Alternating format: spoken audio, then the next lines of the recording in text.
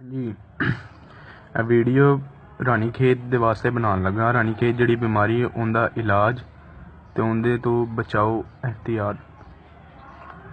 ਇਹ ਦਵਾਈ ਇਹਦਾ ਨਾਮ ਹੈ ਹੀਰੇਕੋਕ ਸੋਲਿਊਸ਼ਨ ਐਨਡੀ। ਪਹਿਲੇ ਤਾਂ ਤੁਹਾਨੂੰ ਦੱਸਦਾ ਕਿ ਰਾਣੀਖੇਤ ਕੀ ਚੀज़ है। देखो ਇਹਦੇ ਤੇ लिखा होया है। एक दवाई का नाम है एराकोक सोल्यूशन एनडी। रानीखेत से बचाव और इलाज। रानीखेत एनडी पैरा मैग्नोवायरस से फैलती है जिसकी इंतहाई मोहलिक इकसाम है, जिसमें एसाबी कमज़ोरी, सर और गर्दन के झटकों के साथ कच्ची बिट देखने में आती है। क़ुव्वत मुदाफ़ियत में कमी की वजह से सांस की बीमारी अंतड़ियों और ब्रोंटिकल्स में खूनी धब्बे से मरज़ की तशख़ीस होती है। इनकी तशख़ीस तो जोड़ा वायरस है ना रानीखेत एनडी पैरा मैग्नोवायरस तो फैलती है बीमारी। रानीखेत एनडी पैरा मैग्नोवायरस ਇਹਦੇ ਤੋਂ फैलती। ਇਹਦੇ ਜਿਹੜੇ ਸਾਈਡ ਇਫੈਕਟਸ ਹੁੰਦੇ ਨੇ, ਇਹਦੇ ਨਾਲ ਜਿਹੜਾ ਸਰ ਗਰਦਨ ਦੇ ਝਟਕੇ, ਕੱਚੀ ਬਿੱਠ, ਕੂਵਤ ਮੁਦਾਫੇ 'ਚ ਕਮੀ ਆ ਜਾਂਦੀ ਹੈ, ਇਮਿਊਨ ਸਿਸਟਮ ਵੀਕ ਹੋ ਜਾਂਦਾ, ਸਾਂਸ ਜਿਹੜੀ ਉਹ ਲੈਣ 'ਚ ਮੁਸ਼ਕਲ ਹੁੰਦੀ ਹੈ, ਖੂਨੀ ਧੱਬੇ ਹੋ ਜਾਂਦੇ ਨੇ ਮਰਜ਼। ਅਤੇ ਫਿਰ ਇਹਦੀ ਜਿਹੜੀ ਤਸ਼ਖੀਸ ਤੁਸੀਂ ਇੰਝ ਕਰ ਸਕਦੇ ਹੋ। ਹੁਣ ਇਹਦਾ ਤੁਹਾਨੂੰ ਦੱਸ ਦਿੰਦਾ ਕਿ ਇਹਦਾ यूज़ ਕਿਵੇਂ करना है।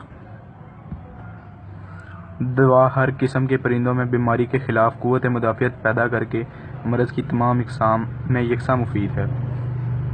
यानी कि जेड़े हर किस्म के परिंदे ने जेड़े उन्होंने वास्ते है ना, हर किस्म की बीमारी कह रहे हैं, हर किस्म के परिंदे वास्ते मुफीद है। ट्रीटमेंट अच्छा जी, होम्योपैथिक मैडिसन है फॉर वैट यूज़ ओनली। इहदा हुण मैं तुहानूं दस देना कि तुसीं इस्तेमाल किवें कर सकते हो।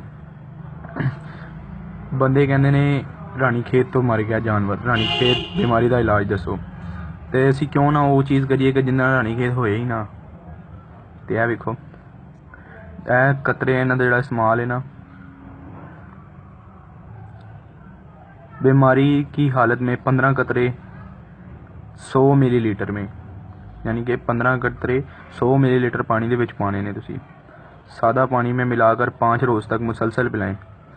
सादा पानी होए 100 मिलीलीटर पानी होए तो 15 कतरे दवाई दे पैणगे विच, ते यह तुसीं 5 दिनों तक मुसलसल पियाना है।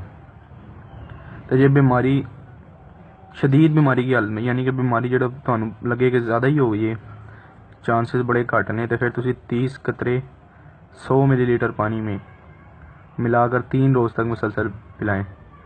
यानी कि 30 कतरे जो ना 100 लीटर पानी दे विच तुसीं मिला के 3 रोज़ तक तुसीं यह अमल जारी करना है। एहतियाती तदाबीर, जे तो बीमारी हाले तक तुहाडे मुर्गियां नूं परिंदियां नूं नहीं हुई तो तुसीं 15 कतरे 100 मिलीलीटर पानी च मिला के 3 रोज़ तक पिया सकते हो। यह जिहड़ा वैक्सीन भी हो जाएगी इन्हां दी, वेख सकते हो तुसीं। 20 ml हीरेकोक सोल्यूशन एनडी। यह वेखो अंदरों इंज दी वैटरनरी स्टोर तो जाके तुहानूं मिल जाएगी ये दवाई रानीखेत तो बचाओ वास्ते।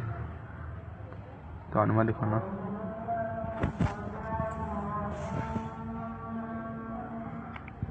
यह वेखो, यह सबज दवाई है। हाफ लीटर पानी दे विच तुसीं 10 कतरे पा के तुसीं वो जिहड़ा ना जिन्होंने नहीं हैगी बीमारी उन्होंने तुसीं पिया सकते हो। उहदे नाल जिहड़ा तुहाडे जानवर बीमारी तो महफूज रहेंगे। हर किस्म की बीमारी वास्ते क़ुव्वत मुदाफ़ियत पैदा करके